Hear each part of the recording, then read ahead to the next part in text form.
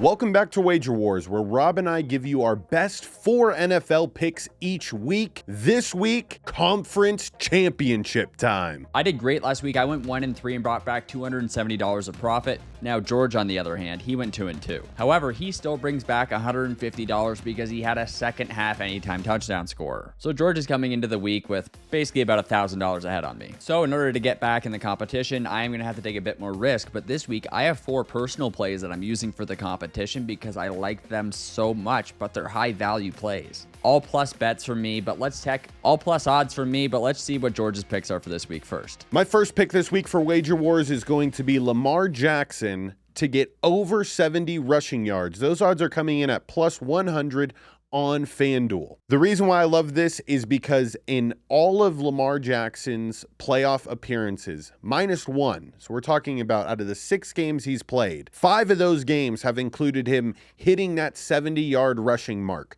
The fact that you're getting plus money here in one of the staple factors to helping the Ravens get to where they've gotten to, and one of their keys to win is Lamar's got to get loose. So I plan on hitting this prop right around the third quarter.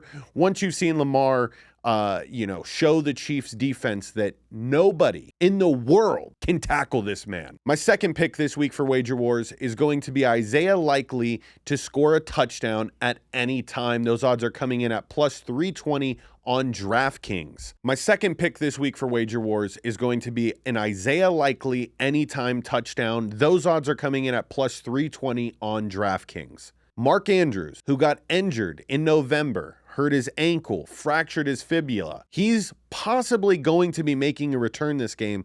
A lot of the props that you're seeing out there indicate that Mark Andrews will outperform Isaiah Likely.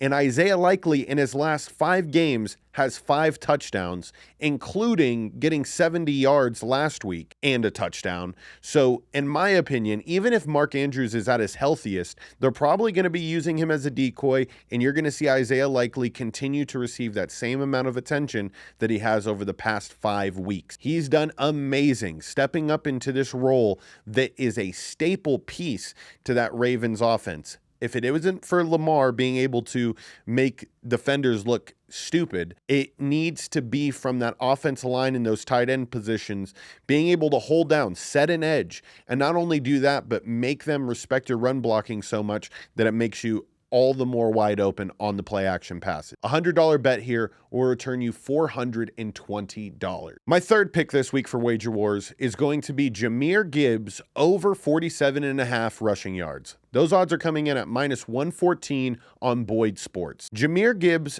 throughout the entirety of the Lions season, has been incrementally improving. At the beginning of the year, on the very first Wager Wars show, I said that Jahmyr Gibbs as an anytime touchdown scorer needs to be something you keep in your repertoire throughout the year. What I quickly realized is that that was not the plan that the Lions had for him, and they decided to use David Montgomery a majority of the year. But like I said, every week you get to see a little bit more of Jahmyr Gibbs and a little bit more. And this past week really highlighted that he is going to be the premier back for the Lions moving forward.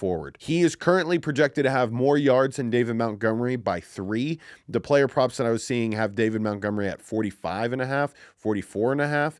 But that two-headed monster in the backfield, in my opinion, is 100% fueled by Jahmyr Gibbs and his explosive type of play. And he will make multiple 49ers defenders realize that they're not as fast as they once thought that they were. I like to see this prop cash early, because if that means I'd like to see this prop cash in early, because that will help me and my Lions to defeat the Ravens in the Super Bowl future bet that I put in August. If they're establishing the run early, the Lions are going to take full control of this game. Very similar to how Green Bay and Aaron Jones did last week. $100 bet here will return you $87.20. My last pick this week for Wager Wars is going to be Detroit Lions money line in the first half. Those odds are coming in at plus 215 on FanDuel. Very similar to what I was just saying with the Lions establishing the run early.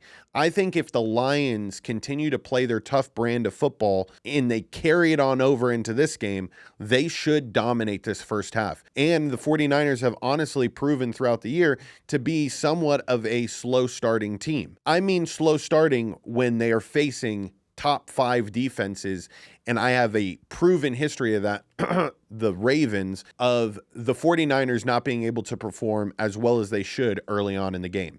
Even this past week versus the Packers, the 49ers were struggling to move the ball early, and I think they'll experience similar things. But with that being said, if the Lions have the lead in the first half, I am terrified, because them playing with a lead in these past couple of weeks has meant Baker Mayfield had a chance, and it has meant Matt Stafford's had a chance. So I'm hoping that the Lions can right all the wrongs that they've made so far in the playoffs, put together a full game here, dominate the first half, and make it to the Super Bowl.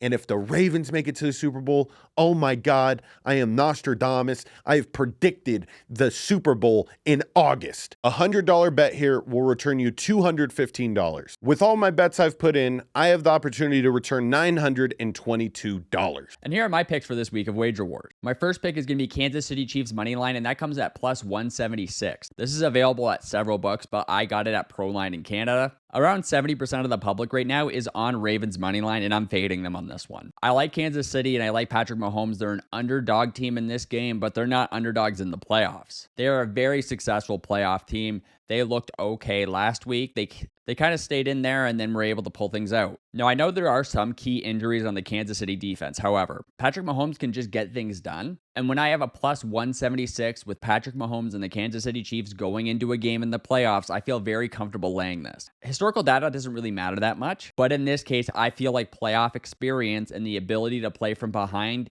is what favors the Kansas City Chiefs. We don't know what happens to this Ravens team if they fall behind. So yes, this play is mostly just a public fade because I'm getting value. My second pick is going to be on Mecole Hardman not getting any receptions. This comes in at plus 300 at ScoreBet. Or if you're in the States, Barstool Sportsbook. A $100 bet here pays $400.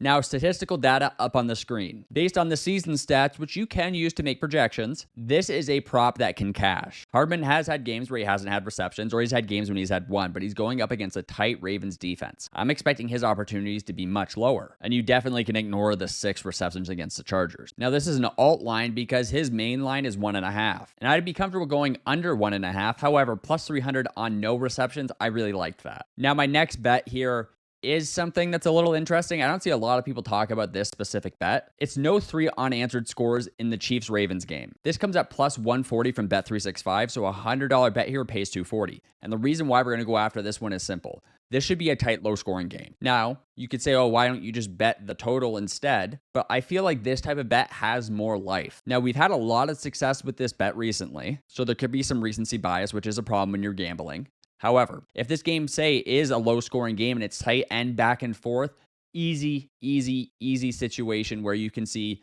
yeah, say there's maybe 2 unanswered scores, but maybe not 3. And at plus 140, this is better value than trying to bet the under. And my final bet for Wager Wars is going to be Noah Gray over 1.5 receptions. This comes in at plus 130. I was able to get this bet at DraftKings, and the reason we're going to attack this one is simple. It is entirely probable for him to go over. We have seen it happen many times this year. Now, we have seen some unders, but we've seen more overs than unders. And in this situation, 2 receptions and I'm happy. And because of how this game is going to be played, I'm expecting him to be able to get in there a little bit more. There's going to have to be a lot of passing in this game for the Chiefs. So this is a perfect situation. A $100 bet here pays $230. My potential profit for this week is $1,146. Rob, it is very clear that you expect the Kansas City Chiefs to take care of business, and I know I should not bet against the king, but when it comes to money I have on a futures bet, I need to bet against Patrick Mahomes just to show myself that my future bet has merit and that I respect it. I can't have made up my mind this long and then on the very final game to make it to the Super Bowl,